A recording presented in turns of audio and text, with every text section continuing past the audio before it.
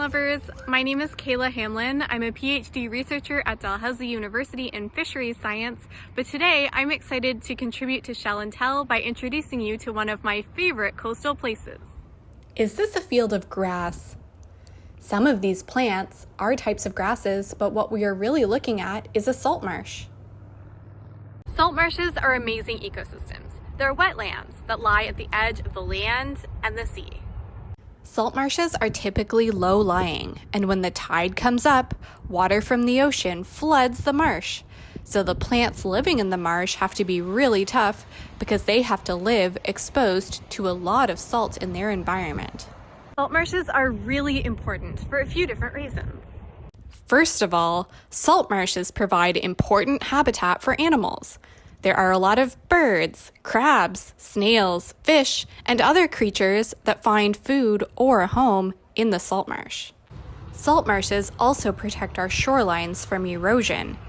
This is because the plants living in the marsh hold the soil in place so it doesn't wash away. The marsh also acts as a natural barrier against waves. Salt marshes can also prevent coastal flooding by acting like a sponge and preventing the extra water flooding in from the ocean from coming up onto the land. Salt marshes also act as a really important natural filter.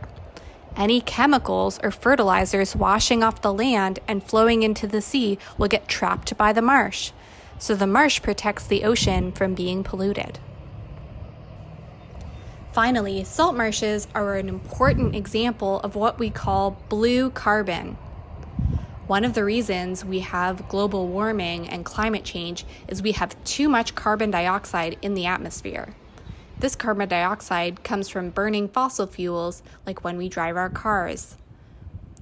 But the plants that live in a salt marsh love to gobble up carbon dioxide. They capture and store the carbon in their tissues.